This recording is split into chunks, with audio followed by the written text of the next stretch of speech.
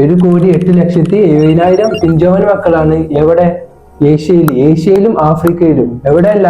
യൂറോപ്പിലോ അമേരിക്കയിലോ എന്നല്ല. നെസ്ലെ എന്ന കമ്പനികൾ ഒരുപാട് പ്രൊഡക്റ്റുകൾ ഇറക്കിയിട്ടുണ്ട്. കുട്ടികൾക്ക് വേണ്ടിയിട്ടുള്ള പാൽ ഉൽപ്പന്നങ്ങൾക്ക് വേണ്ടിയിട്ടാണ് ഇവർ പ്രൊഡക്റ്റുകൾ ഇറക്കിയിട്ടുള്ളത്. അതിൽ ഒരുപാട് വിഷാംശങ്ങൾ അടങ്ങിയിട്ടുള്ള പ്രൊഡക്റ്റുകളാണ്.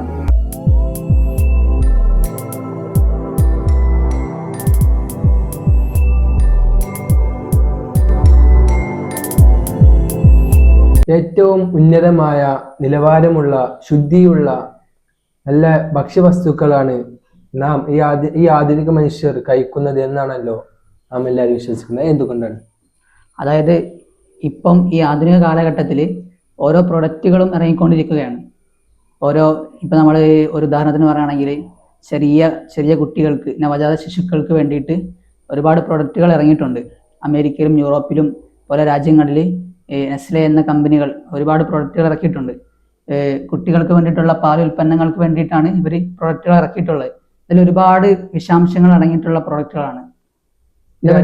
ഈ 2018 അമേരിക്കയുടെ മനുഷ്യാവകാശ സംഘടനയായ NBER പുറത്തുവിട്ട കണക്ക് പ്രകാരം ഈ ഏഷ്യൻ ആഫ്രിക്കൻ രാജ്യങ്ങളിൽ, യൂറോപ്പിലോ അമേരിക്കയിലോ ഒന്നല്ല, ഏഷ്യൻ ആഫ്രിക്കൻ രാജ്യങ്ങളിൽ 1,08,70,000 പിഞ്ചോമ നവജാത ശിശുക്കളാണ് ഈ നെസ്ലയുടെ പ്രൊഡക്റ്റായ ലാക്ടേജനും സെർലാക്. ഇതിനൊക്കെ കാരണം 1,08,70,000 പിഞ്ചോമൻ മക്കളാണ് എവിടെ?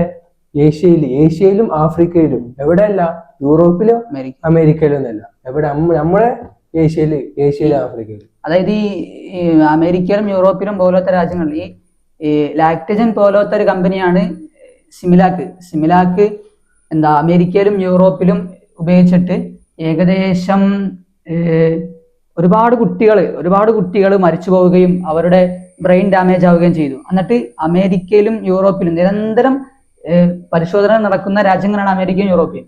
അമേരിക്കയിലും യൂറോപ്പിലും ഇത്രയധികം വിഷാംശമുള്ള പ്രൊഡക്റ്റുകൾ, ഉൽപ്പന്നങ്ങൾ ഇറക്കുമ്പോൾ, അതായത് നമ്മുടെ ഈ രാജ്യങ്ങൾ, നമ്മുടെ ഇന്ത്യ എന്ന രാജ്യത്തിൽ ഏകദേശം എത്രത്തോളം ഒരുപാട് വിഷാംശമുള്ള പ്രൊഡക്റ്റുകൾ നമ്മുടെ ഇന്ത്യ രാജ്യങ്ങളിലും ഇറക്കുന്നുണ്ട്.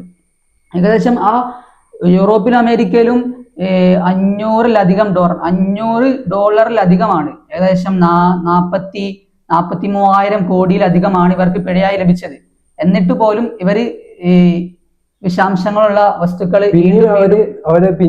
ഇറക്കിക്കൊണ്ടിരിക്കുകയാണ്. എന്തുകൊണ്ടാണ് നമുക്കറിയാം. അവിടെ പിന്നിലെ ലക്ഷ്യം എന്താണെന്ന് അറിയില്ല. അതുപോലെ തന്നെ ഈ ചെറിയ കുട്ടികൾക്ക് മാത്രമല്ല ഇത്രയും വിഷാംശമുള്ള ഭക്ഷണം ഇറക്കിക്കൊണ്ടിരിക്കുന്നത്. ഈ ആഗോള തലത്തിലുള്ള ഈ ഒരുപാട് കൃഷി ചെയ്യുന്ന ഒരുപാട് കൃഷിയിടങ്ങളിൽ 5-8 എന്നും പറഞ്ഞൊരു പ്രൊഡക്റ്റ് ഇറങ്ങുന്നുണ്ട്, അരി. ഇതിനൊക്കെ നമ്മുടെ ഈ ആധുനിക മനുഷ്യർ രക്ഷപ്പെടാൻ എന്ത് ചെയ്യുക? അതായത് ഈ നാച്ചുറൽ ഭക്ഷണം കഴിക്കുക, നാച്ചുറൽ സാധനങ്ങൾ കഴിക്കുക. അതായത് ഈ പാക്കഡ് സാധനങ്ങളൊന്നും കഴിക്കാതെ നാച്ചുറൽ സ്വന്തം കൃഷി ചെയ്ത് സ്വന്തം സാധനങ്ങൾ കഴിക്കുക.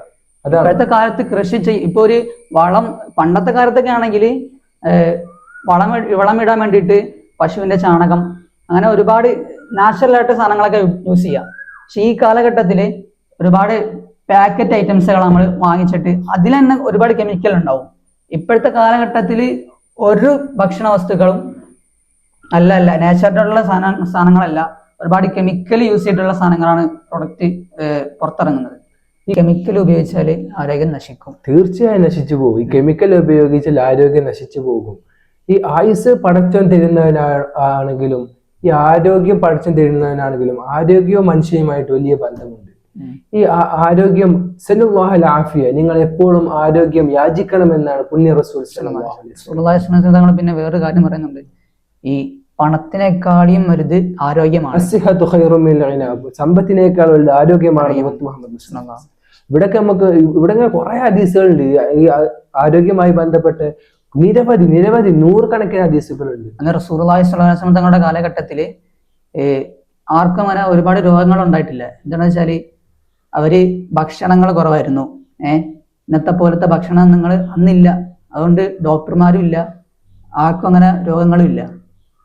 ഭക്ഷണം ഇപ്പൊ ഈ കാലഘട്ടത്തിൽ രോഗം കൂടാൻ കാരണം ഭക്ഷണം കൂടി എന്നുള്ളതാണ്. തുബീബുൽ അതിബ്ബ മുഹമ്മദ് മുസ്തഫ സല്ലല്ലാഹു അലൈഹി വസല്ലം. ഏറ്റവും വലിയ ഒരു ഡോക്ടർ, ഏറ്റവും വലിയ എന്താ ഡോക്ടർമാരുടെ ഡോക്ടർ ആരാണ്? സല്ലല്ലാഹു അലൈഹി വസല്ലം തങ്ങളായിരുന്നു.